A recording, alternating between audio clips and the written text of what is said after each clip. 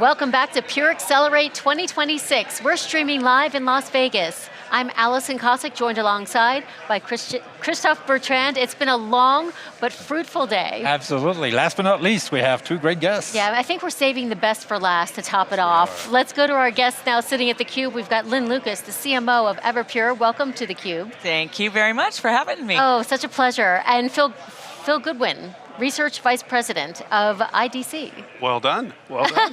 It's been a long day, but it's been really fantastic. Lynn, let me start with you. We've heard from everyone you work with today, pretty much. Customers, alliance and technology partners, your product leadership on the path forward in data management and data intelligence. Take us through the decision to change the name of the company and how it relates to this. Yeah, so great question. Well, we really saw that the wonderful name Pure Storage had served us very well for 15 years, and that's the first thing I want to say. Very storied brand, NPS of 84, consistently, very high. However, the business strategy to move and expand into data management and now data intelligence, we felt might not be as resonant with a company name with storage in it for the new audience that we are expanding into. And I want to keep emphasizing that word expand because we are still 100% committed to storage platforms, but they are so connected now in the AI era to data and the success of AI.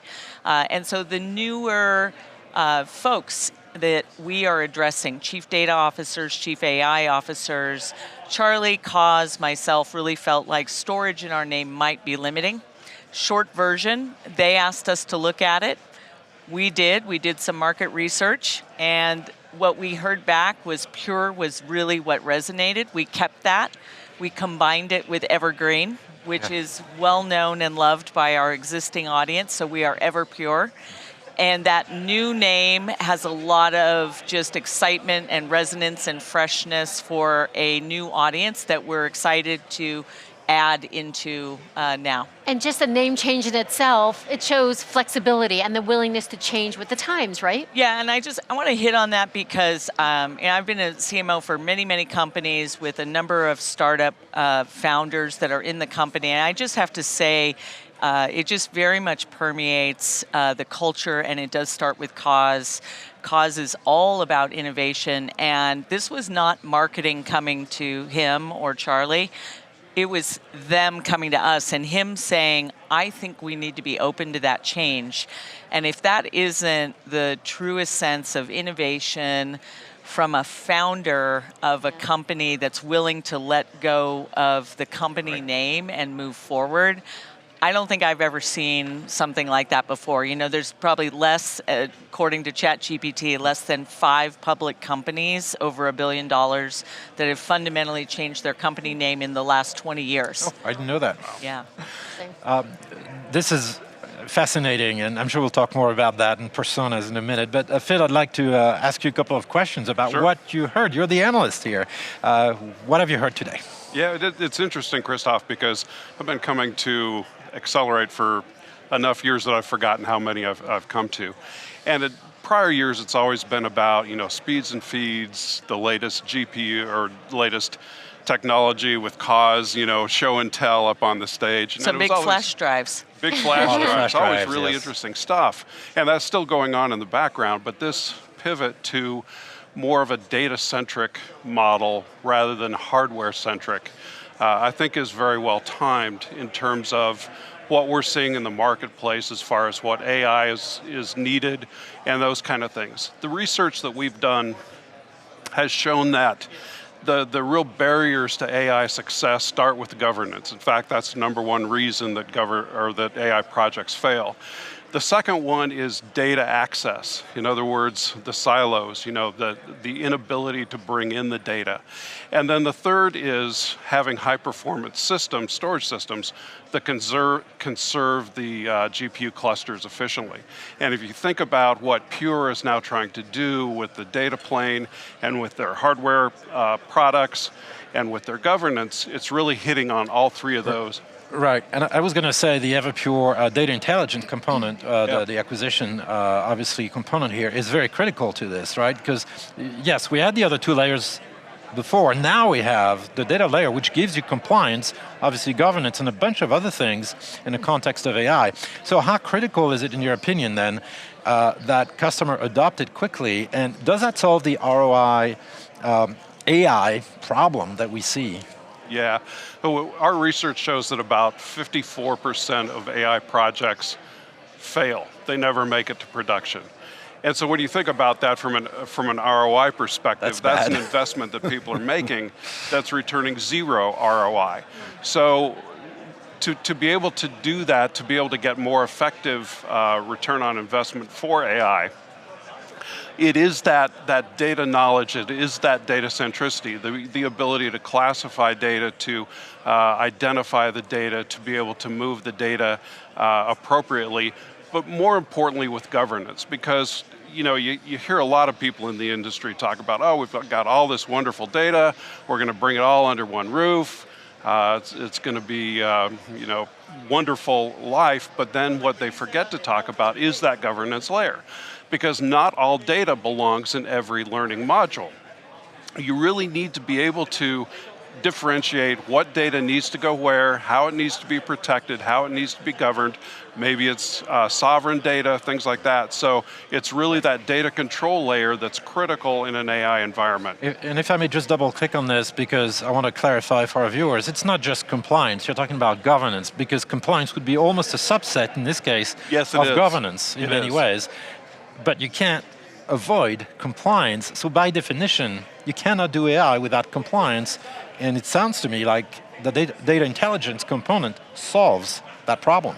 That's right, that's what it's designed to do, is to give that layer of control over the data regardless of where it is, whether it's in the cloud, whether it's on premises, whether it's in Everpure arrays or some other environment, regardless of where it might be. Lynn, you're shaking your head, jump in if you feel like it. Well, I was just going to emphasize what you just said, thank you, which is also that the Everpure data intelligence is not just for the data that would be on the Everpure platform.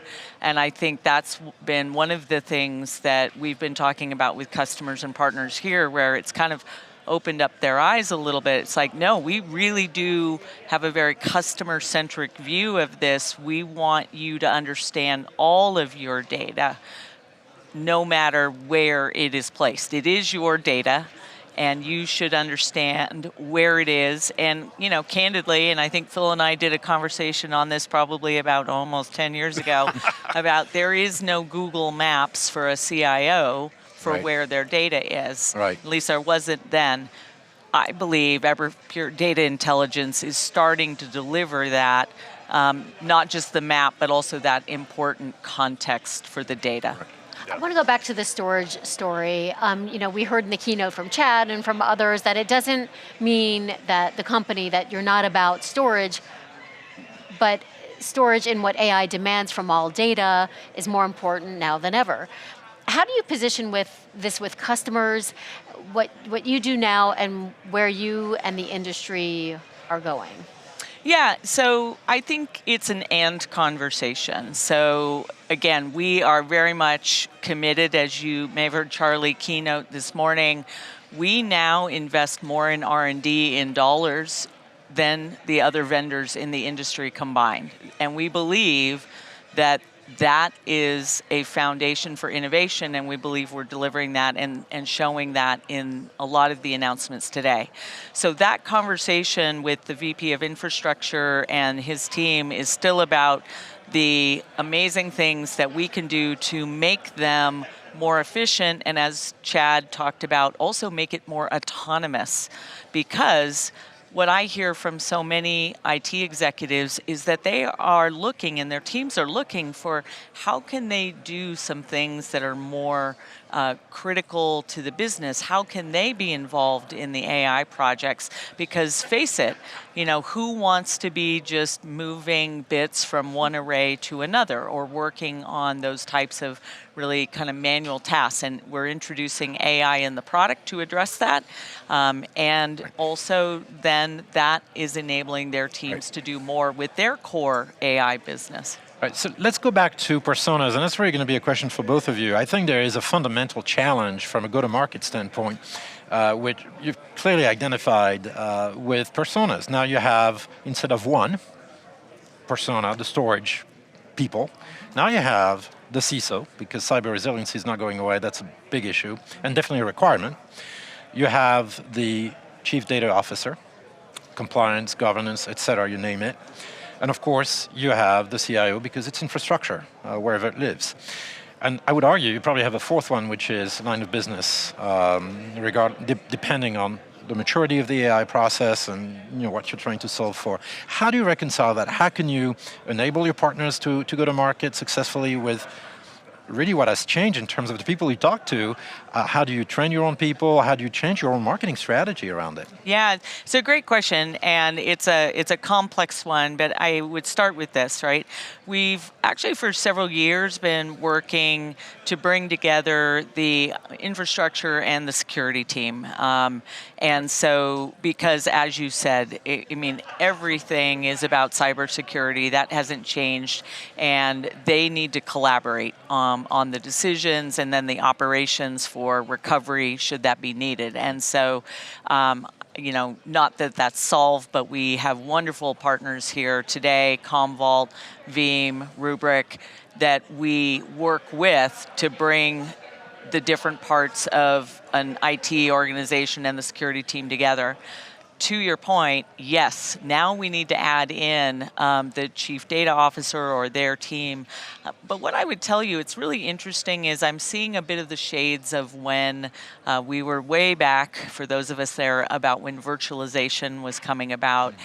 In some of my conversations, I'm seeing it happen kind of organically with these three leaders really coming together, and AI is really what is the forcing function because of what you've laid out. We have increased cyber risk, we have incredible data needs, which is translating to the storage and the storage performance, which the infrastructure team does, and sovereignty. And we could probably do a whole episode on sovereignty, but the chief data officer is responsible for that, and all three have to work together. So we are addressing it as an additional unique individual and team that we need to go to market with, and yes, there will be enablement, but we also see this great opportunity where in some cases they're pulling us into that conversation via the infrastructure team because of the challenges with sovereignty and governance. Right, and this is where the blueprint will help as well. Yes. Good. So Phil, what's your take? Obviously this is, you're looking at the whole market, you're probably seeing those changes fundamentally affecting a number of end users, probably scratching their head over how to organize, who to work with. Is your research showing the same thing? And do you have projects to research this further? Yeah, and actually we worked with Everpure on a project around AI infrastructure maturity and developing a maturity model. And what I like to say is, not everybody starts at the beginning, but nobody starts at the end. So there is a maturity process that organizations need to go through in order to be able to build those infrastructure items and to bring in the personas that you're talking about, Christophe, because that chief data officer, the data scientist, people like that, what this research found is that they spend about half of their time waiting on IT tasks to be completed.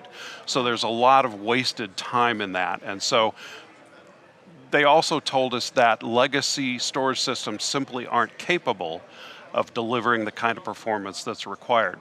So it really is that investment that Lynn is talking about in terms of investing in those systems and doing the basic research on that to be able to bring those kinds of solutions to market. So, this is moving incredibly fast. The speed of AI is fast now, and it's only going to accelerate. I think that investment that you talked about is incredibly important to be able to deliver. Lynn, if you could sit down with the executives that attended Accelerate and leave them with one message, what would it be? I think that one message would be you need AI-ready data with your AI-ready infrastructure in order to get the business outcomes for your organization. So make sure you are working on both in order to deliver to the business what you need. Yeah, great. Well, we've covered a lot of ground. So, Phil, any sort of closing thoughts for our viewers? I would say it's all about the data. It really is. You know, the AI is not so much a technology problem as it is a data problem, and solving that data problem is the key. Any closing thoughts? I think Phil said it all. Wonderful. Well, thanks so much for taking time and sitting down with us at theCUBE. Really, really appreciate it. Yep, thank you. Thank you both. And you've been watching theCUBE, the leader in live technology coverage and in-depth technology analysis. Thanks for watching.